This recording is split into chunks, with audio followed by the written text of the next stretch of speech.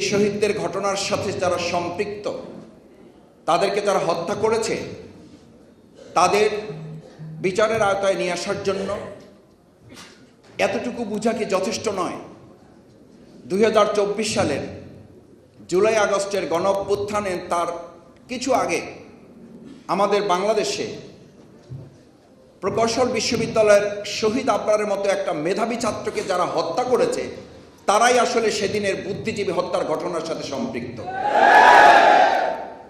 2011 সালে আমাদের রাজশাহী বিশ্ববিদ্যালয়ে এই সরকার ক্ষমতায় আসার পর বিশ্ববিদ্যালয়ের সবচেয়ে মেধাবী ছাত্র, বিশ্ববিদ্যালয়ের সেক্রেটারি শরীফুজ্জামান নোবানিকে তাদের সংগঠনের লেলিয়ে দেওয়া ছাত্রলীগের সন্ত্রাসীরা প্রকাশ্যে দিনে দুপুরে রাস্তার উপরে রামদা দিয়ে কুপিয়ে জবাই করে তাকে হত্যা করেছে। যারা নোমানিকে হত্যা করেছে তারাই সেদিন শহীদ বুদ্ধিজীবী হত্যাকাণ্ডের সাথে সম্পৃক্ত। যারা বিডিআর হত্যাকাণ্ডের নামে আমাদের চৌকস মেধাবী সেনাবাহিনীকে হত্যা করেছে, তারাই শহীদ বুদ্ধিজীবী হত্যাকাণ্ডের সাথে জড়িত। যারা মতিউর রহমান নিজামী, আব্দুল কাদের মোল্লা, আমাদের শহীদ মীর কাসেম আলী মিন্টু, আমাদের বুদ্ধিজীবী মোহাম্মদ কামারুজ্জামান, তাদেরকে যারা হত্যা করেছে ফাঁসিতে ঝুলিয়ে, তারাই বুদ্ধিজীবী হত্যাকাণ্ডের সাথে সম্পৃক্ত। 5 মে 2013 সালে শাপলা চত্বরে আমাদের মেধাবী তরুণ হাফেজ, কোরআনে হাফেজ, এই সমস্ত মেধাবী তরুণদেরকে রাতের বেলায় যে মন্ত্রীরা দর্ব করে এই জায়গায় প্রেস ক্লাবে দাঁড়িয়ে বলতেন, যারা মনে করেছিল দেশ দখল করবে, আমরা 1 ঘন্টার মধ্যে তাদেরকে সাফ করে দিয়েছি।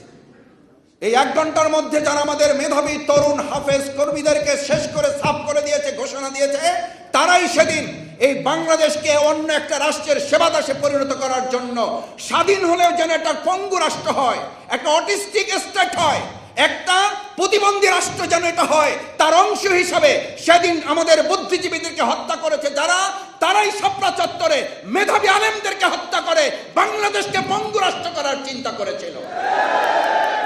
2009 থেকে শুরু করে 2024 সাল পর্যন্ত যারা বাংলাদেশকে একটা পঙ্গু রাষ্ট্র করার জন্য মেধাকে বিক্রি করে দিয়ে, আজকে প্রায় আপনি বলতে শুনবেন, আমার ছেলেটাকে আমি নিরাপদ এবং মেধার রাজ্যে রাজত্ব করার জন্য বাংলাদেশে রাখতে চাই না, আমি তাকে বিদেশে পাঠিয়ে দিতে চাই। কেন?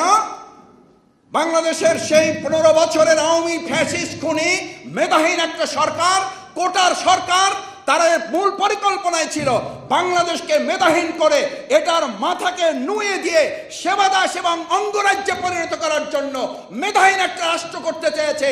বাংলাদেশ জামাত ইসলামী শহীদ বুদ্ধিজীবী দিবসে অঙ্গীকার করতে চায়, মেধার ভিত্তিতে, সততার ভিত্তিতে, যোগ্যতার ভিত্তিতে, দক্ষতার ভিত্তিতে বাংলাদেশ বিনির্মাণ করব।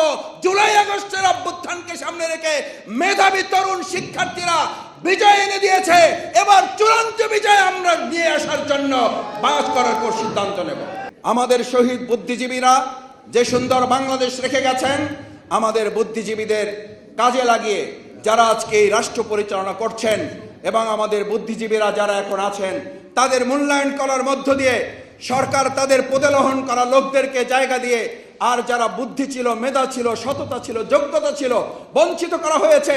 এখনো আমরা লক্ষ্য করছি, এখনো পদলোহনকারী ব্যক্তিদেরকে বিভিন্ন জায়গায় বসিয়ে রেখে আমাদের মেধাবী, যোগ্যতা সম্পন্ন সৎ অফিসারদেরকে এখনো কাজে না লাগিয়ে তাদেরকে বসিয়ে রাখা হয়েছে।